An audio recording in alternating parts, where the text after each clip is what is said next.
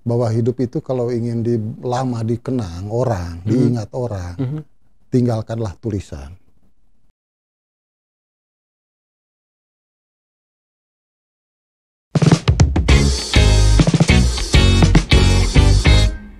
Bismillahirrahmanirrahim. Assalamualaikum warahmatullahi wabarakatuh. Wargi Unpas, Sampurasun.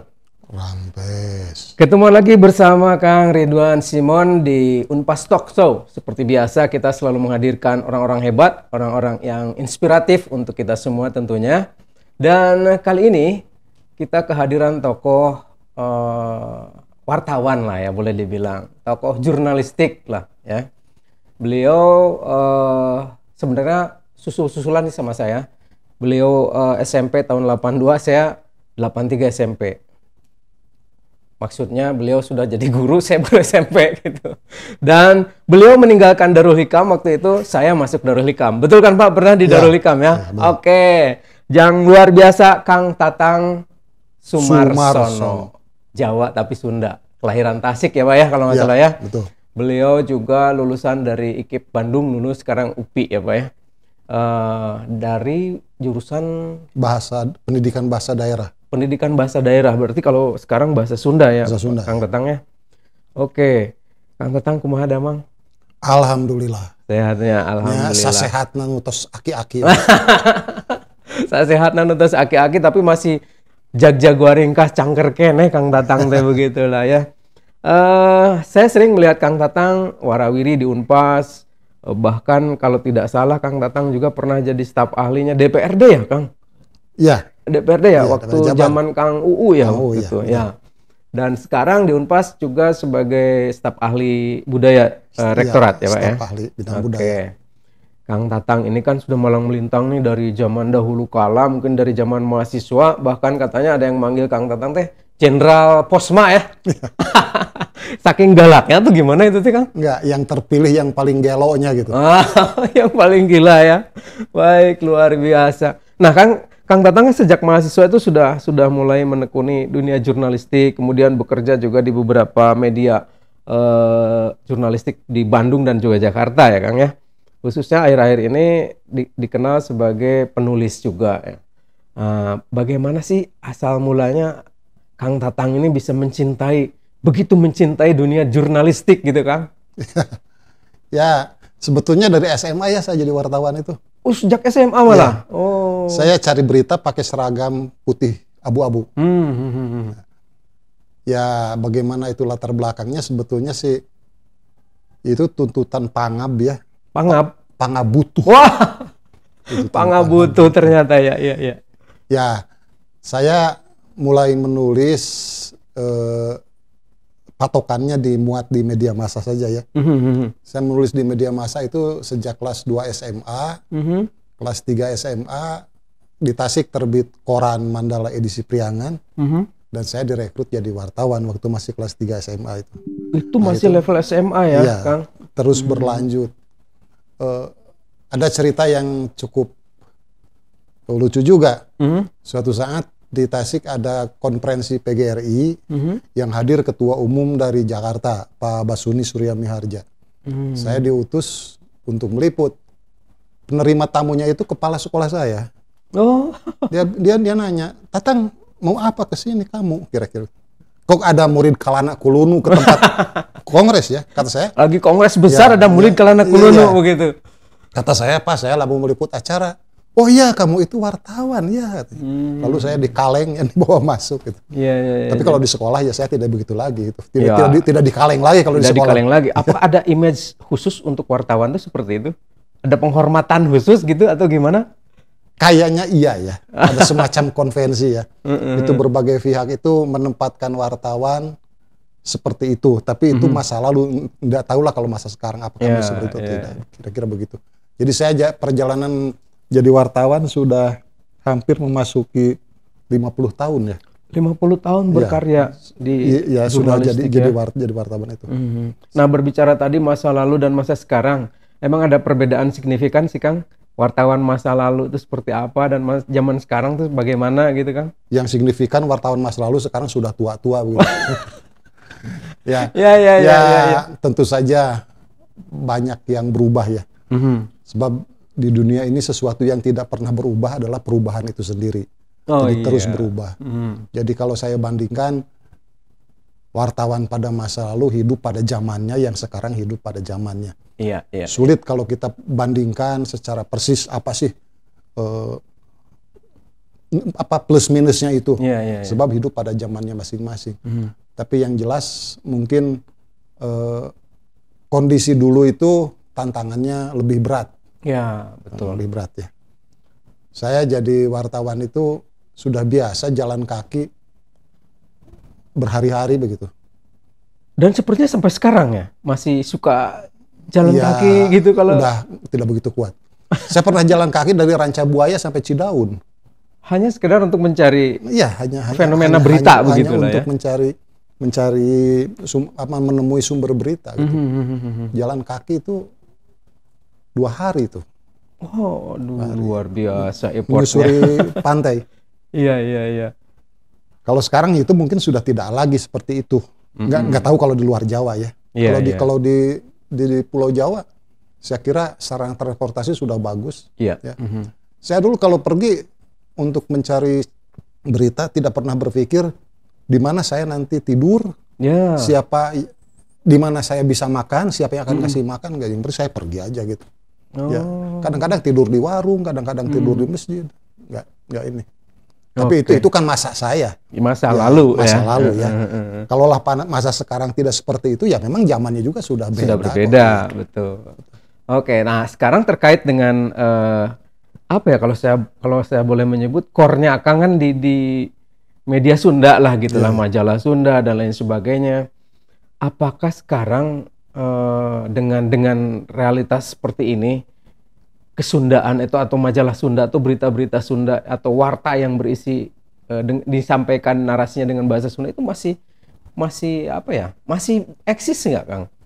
Ya, kondisi sekarang itu memang yang namanya media mainstream ya, media cetak, tidak hanya yang berbahasa Sunda. Oh iya. Yang berbahasa Indonesia juga sudah banyak yang berguguran. Betul. Apalagi yang berbahasa Sunda. Bener, memang Kang. tantangannya lebih besar ya. Bahasa Sunda itu sendiri pada kenyataannya meskipun belum merupakan hasil survei yang valid begitu, sudah banyak ditinggalkan. Keluarga Sunda sekarang sudah tidak berbicara dengan bahasa Sunda. Iya, betul. Jadi ya tentu saja ini sangat berpengaruh kepada kehidupan medianya. Iya, betul. Apalagi sekarang tantangannya itu tidak hanya seperti yang barusan, tapi adalah dengan adanya media sosial. Justru media sosial itulah yang sekarang sepertinya tumbuh subur ya. Memporak-porandakan yang sudah ada tempo hari gitu loh. Saya tidak berani mengatakan memporak-porandakan ya. Sebab kenyataannya, itu ya kenyataan zaman seperti itu ya. Bahwa kemudian media mainstream akhirnya banyak yang berguguran, tidak bisa bertahan, yaitu kenyataannya seperti itu ya. Tapi kalau masih bisa bertahan ya itu mungkin karena apa, ada daya survive yang kuat saja dari para pengelola. Dari organisasi atau dari pengelolanya masyarakat tertentu lah ya, Kang ya. Termasuk ini mungkin, Kang, kan Akang juga menulis banyak buku pelajaran bahasa Sunda ya untuk anak sekolah dasar dan sebagainya gitu. Apakah menurut yang Akang lihat, yang Akang rasakan itu masih dipakai nggak sih, Kang?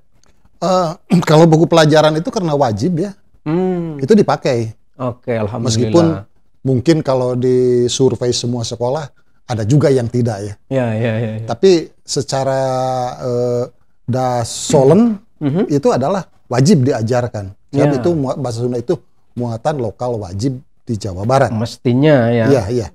Berdasarkan kurikulum yang ada kan memang demikian. Dan itu ada. Jadi pelajaran bahasa Sunda sampai sekarang ya tetap ada. Hanya bagaimana hasilnya itu tentu saja mungkin harus diukur, harus ada penelitian yang lebih mendalam lagi ya.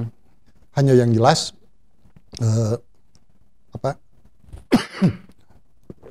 sampai sekarang itu masih tetap dipertahankan. SD, SMP, SMA, SMK itu masih ada ya, Kang ya. Buku-buku Akang juga artinya masih digunakan lah ya. Nah, selanjutnya Akang kan menulis novel juga nih, banyak sekali. saya juga sempat baca beberapa gitu, termasuk yang menarik dari yang dua yang saya baca itu kedua-duanya dengan cerita yang berbeda, dengan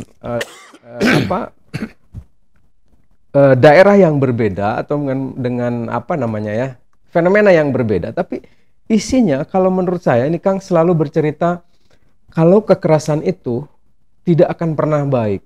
Kekerasan jika dilawan kekerasan tidak akan pernah benar. Politik jika politiknya kotor, maka hasilnya pun akan jelek seperti itu. Itu salah satunya yang si Demung ya Kang. Demung Janggala. Demung Janggala itu luar biasa kalau menurut saya. Terus satu lagi yang ini sepertinya fiksi karena menggambarkan dunia manusia dengan dunia apa namanya siluman ya Kang. Siapa tuh si Ocang ya? Iya ada. Nah, itu bacaan anak-anak itu. Bacaan anak-anak. Tapi menarik. Kedua-duanya menunjukkan bahwa kalau mau menjadi baik di esok hari, maka tanamlah dari sekarang kebaikan. Dan kalau berbuat baik pada siapapun, akan mendapatkan kebaikan di kemudian hari. Kan selalu begitu ceritanya, Kang. Ini idenya dari mana, Kang? Membuat novel seperti itu. Saya sendiri agak sulit menyebutkan ya, idenya itu dari mana. Hanya yang jelas mungkin itu merupakan gambaran-gambaran dari pengalaman, dari wawasan saya yang campur aduk begitu ya. Saya yang suka bertualang, saya yang gemar dengan sejarah ya. Itu akhirnya menginspirasi untuk menulis seperti itu. Yang saya tulis sebetulnya dari beberapa tulisan saya yang dalam bentuk novel, baik bahasa Sunda maupun bahasa Indonesia, itu banyak mengambil latar belakang sejarah. Betul, ya. Setuju. Tapi saya menulis sejarah itu hanya sebagai bingkai. Oh, ya. Padahal kalau menurut saya kental sekali di situ. Ya, jadi saya hanya menulis sebagai bingkai. Saya menghidupkan cerita itu di tengah, yang itu imajinasi saya. Oh. Jadi saya tidak berani kalau berbicara sejarah itu sejarah yang menurut prasasti, yang menurut naskah, nggak berani. Termasuk tokohnya. Termasuk tokohnya. Kecuali tokoh-tokoh yang ada kaitan-kaitannya ya. Iya. Betul, itu yang saya baca berarti. Jadi beberapa penulis sejarah, novel sejarah kadang-kadang menceritakan tokoh sejarah, saya tidak. Ya. Saya menceritakan tokoh imajinasi saya, tapi hidup pada suatu zaman yang ada tokoh sejarah. Ya, kira-kira begitu bedanya. Saya sebagai pembaca justru berpikir gini, Kang. Wah, si Akang ini pembaca sejarah dan ahli sejarah nih, jangan-jangan seperti itu ya. Karena yang diceritakan tokohnya itu seperti benar-benar yang ada di bingkai sejarah itu, Kang. Padahal itu fiksi ya. Saya cerita sedikit ya. Saya pernah bikin naskah drama. Ya. Itu menceritakan ketika Prabu Linggabuana membawa Dyah Pitaloka ke Bubat. Iya. Di Galuh terjadi kudeta. Kudetanya itu dengan latar belakang dengan kepentingan yang bermacam-macam. Tapi kudeta itu gagal. Ya. Dipentaskan beberapa panggung, kemudian di kampus UIN saya diajak diskusi. Ada seorang penonton yang sangat kritis. Katanya, Kang, saya ini sudah sering baca sejarah. Betul. Tapi cerita itu nggak ada. Nah, kata saya, itu nggak ada, itu imajinasi saya. Ya. Mungkin saja ketika Prabu Linggabuana mengantarkan Dyah Pitaloka ke Bubat, menurut cerita sejarah yang pernah saya baca, ya, terjadi pergolakan. Pergolakannya itu mungkin dilatar belakangi ketidaksetujuan kepada raja, atau mungkin juga dilatar belakangi karena cinta terhadap Dyah Pitaloka atau cinta resmi tapi tidak terbalas. Itu seperti yang saya gambarkan. Sehingga orang mengatakan, Kang, itu di cerita sejarah tidak ada. Kata saya, memang tidak ada. Gitu. Betul. Saya juga sebagai pembaca, wah ini sepertinya ada tokoh yang sama begitu dengan sejarah, tapi ceritanya belum pernah saya baca gitu. Tapi memang itu ya pertanggungjawabannya seperti itu ya. Ada novel saya yang cukup tebal. Pijar Bara Pamungkas. Oh ya. Ya, Pijar Bara Pamungkas. Pijar Bara Pamungkas. Ya. Itu bercerita tentang perjanjian Sunda Portugis yang naskahnya kata Profesor Rina Lubis ditemukan di museum di Portugis. Ya, saya berangkat dari situ. Ya. Tapi tokohnya tokoh fiksi. Fiksi juga fiksi. Ya. Tapi bahwa peristiwa sejarah itu ada, kemudian saya bikin tokoh ditempelkan, Ya kira-kira begitulah kalau saya Ya, menulis ya. novel sejarah itu. Keren. Ya nggak tahu lah kalau soal keren tentu hanya saya ingin menulis saja. Tapi begitu. memang terbawa, Kang. Ketika saya baca ya, yang tadi yang si Ocang aja, terbawa imajinasi kita. Oh, kita tuh bukan hanya kita. Di alam makrokosmos itu ada loh yang namanya apa, siluman dan sebagainya. Iya. Jadi kebawa gitu, apa apa namanya, berselancar lah pikiran kita gitu kan. Iya. Oke, tapi dari sekian banyak buku nih, lebih dari 60 buku yang Kang tulis, ya kan? Ya, Ada lebih nggak? 67 atau berapa ya? Nah. Saya lupa lagi lah. Ya, sebanyak itu. Yang paling menurut Akang terfavorit ya bagi Akang sendiri yang mana nih? Gak ada ya. Sama saja sih Oh, dari saya. sama saja. Saya itu menulis itu, saya selalu mengatakan bahwa saya itu bukan pengarang. Aha. Saya ini tukang ngarang. Tukang ngarang. Saya ya. ini tukang. Saya tukang. Jadi bagi saya ngarang itu secara berseloroh ya. Iya. Itu semacam home industry.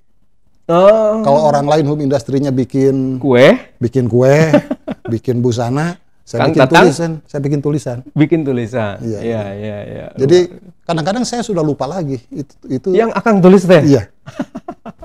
Padahal masih banyak loh dijual di apa namanya, di online masih banyak. Itu ada nggak royaltinya Kang? Gak tau lah, mungkin ada juga ya. Mungkin ada ya. Baik Kang, luar biasa. Kangnya memang penulis itu begitu ya, saking banyaknya menulis. Bahkan ketika saya tadi memenggal sebuah cerita, Kang bengong. Lumananya, oh si Ocang, oh ayah. Sampai seperti itu ya. Oke, bedanya Kang, menulis novel dalam bahasa Sunda dengan dalam bahasa Indonesia.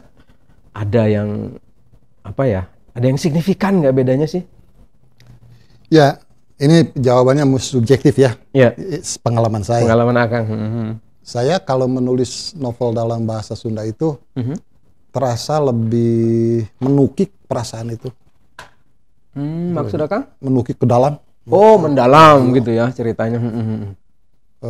Banyak berbicara, sebab banyak idiom-idiom yang bisa digunakan. Tapi persoalannya terbatas. Terbatas itu kan kalau kita pembacanya ingin lebih luas lagi ya harus ditulis dalam bahasa Indonesia. Iya, betul. Kalimat-kalimat dalam bahasa Indonesia itu lebih banyak yang bersifat lugas kan. Iya. Beda dengan bahasa Sunda yang katanya bahasa rasa. Meskipun sampai sekarang belum ada definisi yang jelas apa sih bahasa rasa itu. Hanya orang mengatakan bahasa Sunda itu bahasa rasa. Jadi kalau menulis dalam bahasa Sunda itu memang rasa-rasanya gitu ya. Apa yang ada dalam imajinasi kita itu terwadahi. Cuma persoalannya ya kita akan menghadapi pembaca ya. Apakah pembaca akan memahami apa yang saya tulis misalnya. Karena mungkin ada jarak yang semakin lama semakin jauh ya antara saya sebagai penulis dengan pembaca yang kemudian Kebarukan terus ya. Iya begitu, kira-kira begitu. Iya. Terus ini Kang, apa namanya dalam genre novel gitu. Kan Akang menulis beberapa genre gitu. Ada juga kan yang apa sih? Kuwung-kuwung, Kolebat kuwung-kuwungan, kolebat kuwung-kuwung, kinasih katumbirian. kinasih katumbiran. Kuwung-kuwung sama katumbiri kan sama kan? Sama ya. Nah itu kan kisah percintaan atau gimana Kang? Ya, itu latar belakang peristiwa-peristiwa mahasiswa tahun 1977-78. Itu zamannya saya mahasiswa. Ketika sering terjadi demonstrasi di Bandung. Itu latar belakangnya itu, cerita itu. Oh, asik juga tuh Kang. Tapi menurut Akang, genre yang paling disukai masyarakat ya pada saat Akang menulis cerita-cerita itu percintaankah atau yang tadi yang si Ocang atau yang ada unsur sejarahnya? Menurut Akang yang mana nih? Saya belum mengadakan survei ya. Paling-paling hanya ngobrol. Tapi umumnya yang saya tangkap itu pembaca itu lebih senang kalau saya menulis yang berbau sejarah begitu. Meskipun tergantung kepada kelompok mana pembaca ini. Iya. Kalau berbicara dengan mahasiswa jelas novel-novel saya yang berlatar belakang kampus yang disukai. Betul. Itu. Tapi kalau berbicara dengan orang-orang yang sudah agak seumuran dengan saya, itu mereka lebih menyukai cerita-cerita yang berbau sejarah begitu. Berarti Akang mengambil semua segmen ya kalau begitu ya. Anak-anak, mahasiswa, remaja, dan orang tua. Itu kan tuntutan Pangab. Ya, paham. Tuntutan Pangab ya ujung-ujungnya ya. Si Ocang itu ditulis bareng dua-duanya waktu itu ikut lomba. Naskah itu diikut lombakan. Dilombakan. Ya. Si Ocang itu kedua sebetulnya. Yang ke-1 itu Sekar Panggung. Oh, Sekar Panggung ya. Sekar Panggung bercerita tentang pacuan kuda. Iya, betul. Karena memang saya, Sekar Panggung, isi Sekar itu ya. Karena saya memang kan hobi saya di dunia itu.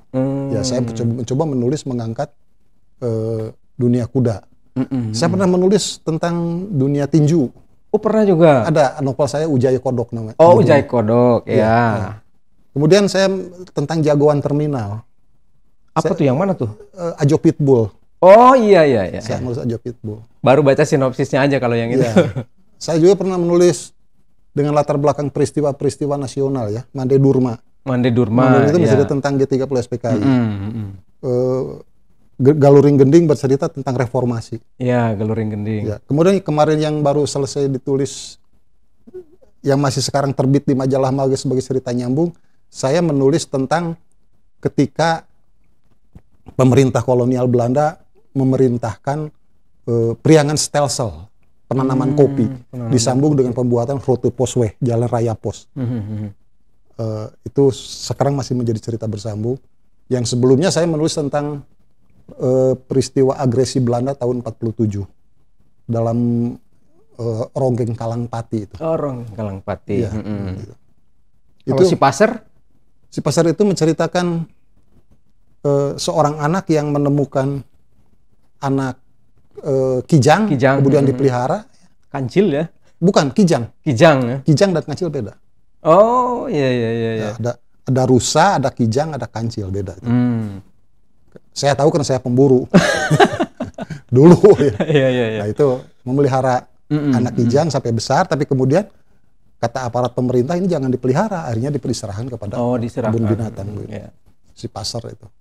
Ya, jadi ide-ide cerita itu tumbuh dari keseharian Akang, mungkin dari perjalanan Akang ke sana kemari, Akang menemukan ide-ide cerita di situ ya, Kang ya? Sering datang di dalam suasana seperti itu. Ide-ide cerita itu. Akang juga kan menulis bukan hanya buku cerita yang tadi ya. Akang juga menulis biografinya Kang Cece, almarhum, kemudian Rektor Unpas dulu, Pak Muhtar Apandi ya. Pak Masudi ya kalau tidak salah ya. Nah, motivasi Akang menulis buku seperti itu apa nih, Kang? Kalau tadi kan cerita mungkin untuk berbagilah dengan orang lain. Ini kalau biografi itu motivasinya apa, Kang? Apa ya? Mungkin ya saya ingin juga membantu dalam tanda kutip ya, untuk lebih memperkenalkan tokoh-tokoh yang dianggap besar oleh masyarakat dan saya sendiri misalnya mengidolakan. Saya bantu. Ya sebetulnya yang membawa saya menulis biografi itu adalah Kang Ramadan KH ya. Saya itu muridnya kelas jauh itu, Kang Ramadan KH itu. Jadi beliaulah yang mengajak. Dari situ saya terus menulis. Ya ada juga yang tidak selesai lantaran keburu meninggal. Saya menulis Pak Tondarsono keburu meninggal. Nggak selesai itu ya, Pak? Selesai. Pak Angku Naifi juga, saya Gubernur Jabar dulu. Iya, Pak. Saya tulis nggak selesai juga karena keburu meninggal gitu. Akhirnya tersimpan. Tapi masih ada filenya gitu lah, Kang? Atau masih diketik zaman dulu? Diketik. Rasanya masih ada itu. Masih ada ya? Masih ada, naskahnya masih ada. Ya. Mungkin bisa berbagi juga meskipun tidak tuntas ya, Kang ya? Atau belum selesai? Atau memang dalam menulis harus dirapihkan lagi. Harus dirapihkan lagi. Memang ada patronnya kalau menulis biografi gitu, Kang? Apa saja yang harus diperhatikan tuh apa saja gitu loh dalam menulis biografi ini? Saya mengikuti Kang Ramadan, kalau saya diminta menulis biografi oleh seseorang itu, maka saya akan bertanya kepada orang yang bersangkutan, kepada tokoh yang bersangkutan, Bapak ingin dikenang sebagai apa? Nah, saya berangkat dari situ. Artinya yang akan Akang tulis itu harus benar-benar memiliki nilai tersendiri Iya, gitu lah ya kan. iya, artinya sesuai dengan apa yang diinginkan. Bapak ingin dikenang sebagai apa? Oh, Kalau saya tulis. bisa seperti itu ya. Misalnya nanti mau nulis tentang Teh Eli harus ngobrol dulu sama Teh Eli secara mendalam ya. Iya tentu itu. Bikin biografinya. Oke. Sangat luar biasa benar dari menulis cerita, dari biografi, dan ternyata Akang juga pernah menjadi dosen ya Kang? Pernah. Pernah dan pernah atau masih? Sekarang sudah tidak. Sudah tidak? Sudah tidak. Oke, dulu kalau tidak salah di lembaga Sunda apa di Paguyuban teh ada kursus apa? Kursus Ini Akademi Budaya Sunda. Akademi Budaya Sunda. Akang ngajar kan di situ Ngajar. dulu. Oke, tahun berapa itu Kang? Tahun 2011 sampai 2014 lah. Oke. Tapi sekarang sudah tidak ada lagi. Iya, Tidak aktif lagi. lebar ya Kang Iya. ya. Padahal itu bisa dimunculkan kembali mungkin Kang ke Iya. depannya. Saya tertarik soalnya. Oke Kang. Setahu saya Kang juga nih pinter menulis lagu nih Kang. Bukan lagu, lirik. Lirik ya, menulis lirik. Itu bisa kepikiran untuk membuat lirik segala macam Akang gimana sih? Segala dirawu Akang teh gitu. Ya, saya coba saja. Tapi ternyata misalnya saya nulis lagu, saya kasihkan sama Kang Acil atau Kang Sam. Halus lah gitunya ya. Jadi lagu pernah juga. Juga saya bikin guguritan. Ternyata ada para penembang yang ingin merekamnya begitu ya. Ada pesinden terkenal yang ingin menyanyikannya. Iya. Tapi saya hanya menulis liriknya saja. Liriknya saja. Untuk kawih notasinya kadang-kadang dikerjakan oleh ahli karawitan. Iya, betul. Ya. Kemudian gitu nama ku ahlina ya Kang ya. Ya, saya tidak bisa musik. Saya tidak Oh bisa gitu? musik, tidak bisa. Oke. Saya pikir Akang menyanyi juga gitu. Tadinya mau dipecahkan nih dia Kang menyanyi gitu. Saya dari SD itu menyanyi itu mungkin nyanyian saya di depan kelas itu 99% itu Halo Halo Bandung. Sama Sampai atuh kelas kalau 6 gitu. itu. Ya. Fenomena kita sama berarti ya. Zaman Akang sama zaman saya juga sama begitu kalau nyanyi teh Halo Halo Bandung gitu ya. Oke, tapi Kang kalau dari semua itu di salah satu website ini Akang termasuk dalam daftar hitam penguasa. Iya. Ya kan? Karena katanya dianggap ikut serta pada gerakan mahasiswa Bandung tahun 1977-78. Iya. Nah, yang menentang rezim Orde Baru kalau tidak salah pada saat itu. Bukan menentang lah, mengoreksi lah. Oke, bahasa halusnya mengoreksi. Akang pada saat menjadi mahasiswa saya yakin ini bahasanya menentang, tapi sekarang sudah berubahnya mengoreksi ya. Ya. Sesuai umur mengoreksi ya. Ya. Itu kenapa Kang bisa seperti itu Kang? Boleh diceritakan kembali, mengenang kembali lah masa-masa itu Kang. Iya, itu kan ketika zaman pemerintahan Orde Baru itu yang saya tahu itu ada peristiwa pertama itu kan malari ya. Malari. tahun 74 di Jakarta. Kemudian 7778 pusat kegiatan dan gerakan mahasiswa itu beralih ke Bandung.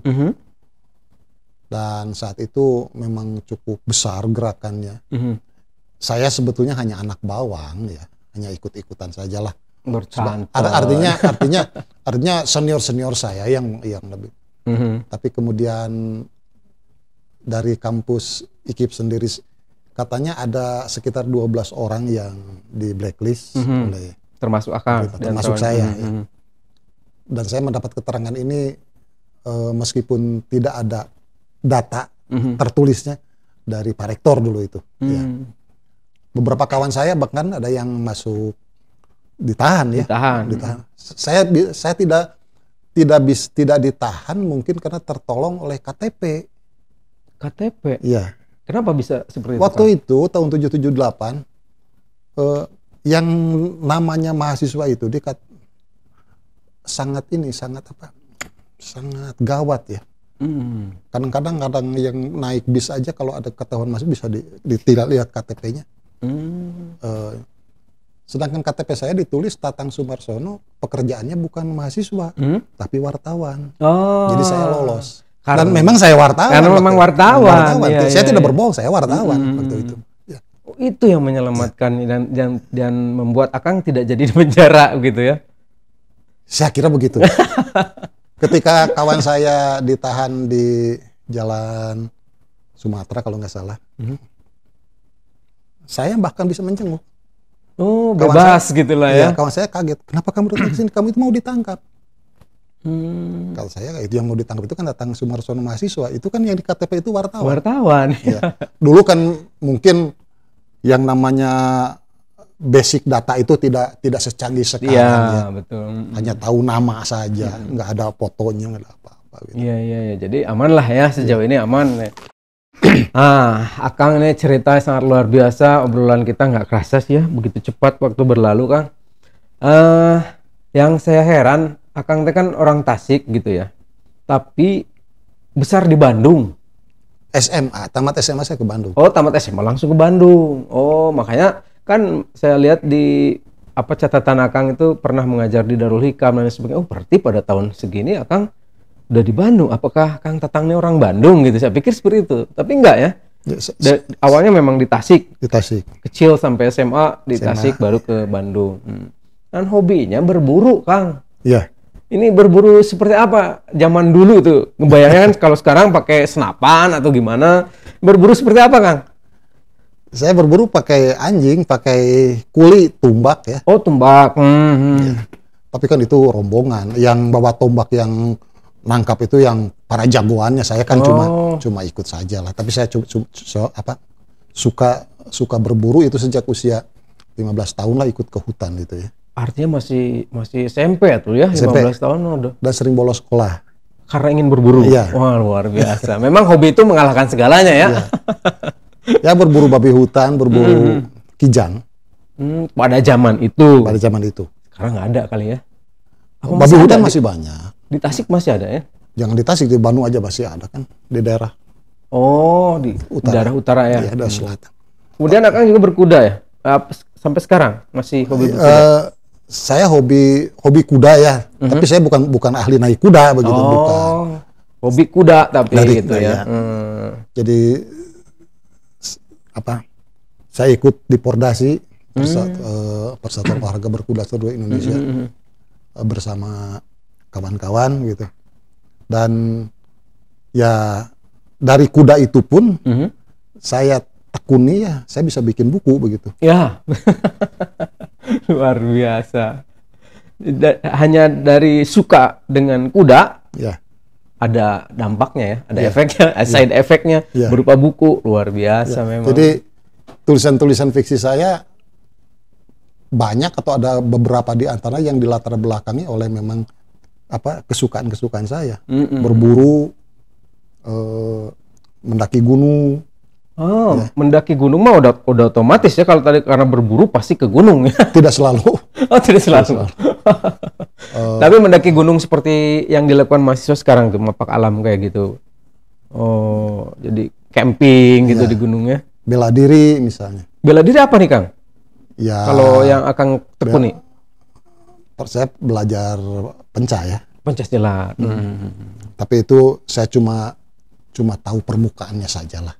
Ya, Nggak ya. mendalam. Ya. Ya, ya, ya. Jadi Tapi kan Akang pernah aktif ya di Persatuan Pencaksilat, pernah Ya, di IPSI. Di PPSI. PPSI ya. Pernah. Baik, menarik sekali nih, Kang. Aduh, luar biasa. Kalau masih banyak waktu, Mas, sebenarnya pengen banyak ngobrol kita teh. Iya, iya. Tapi karena dibatasi waktu, kita sekarang mah ke ini aja, Kang lah. Ke Jawara. Jawara itu segmen di Unpas Talk ini, yaitu saya bacain pertanyaan, Akang jangan berpikir panjang, langsung selesai saya bacakan pertanyaan, Akang langsung jawab. Ya. Paham kan maksudnya, Kang? Oke, siap ya, Kang?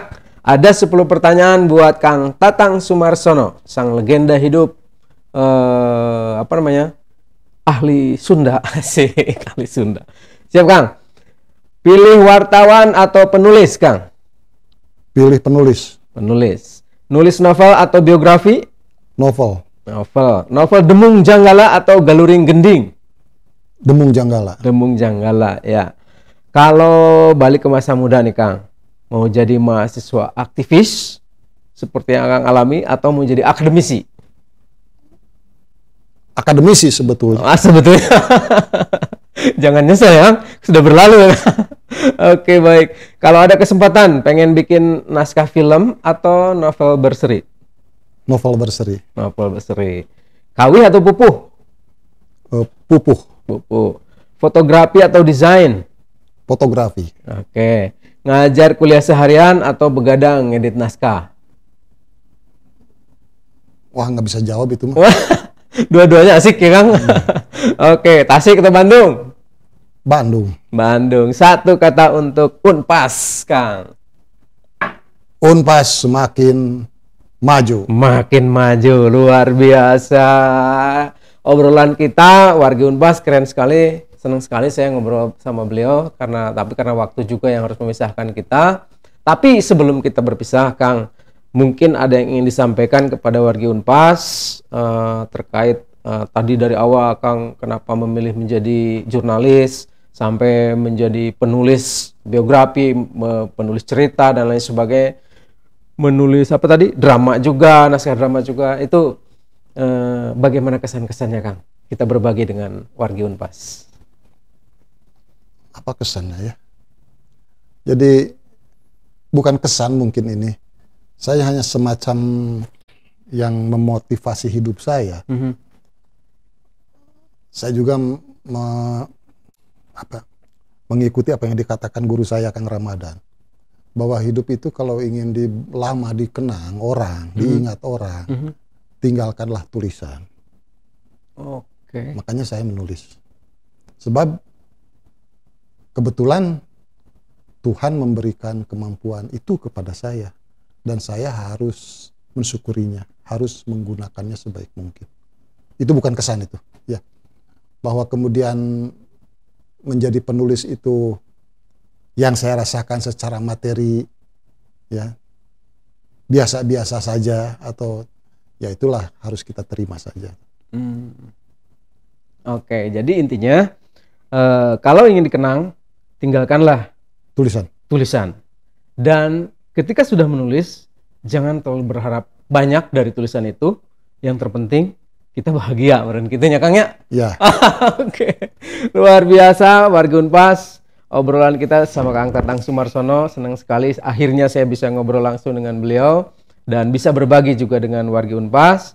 Dan jangan lupa saksikan terus Unpas Talk di _Unpas ya, di websitenya. Dan jangan lupa di follow Instagram kita ya. Di follow, nanti di follow back ya, bukan di unfollow ya. Di follow, nanti di follow back. Terima kasih, kebersamaan kita sangat luar biasa. Dan untuk wargi Unpas, tetap semangat, jaga kesehatan. Assalamualaikum warahmatullahi wabarakatuh.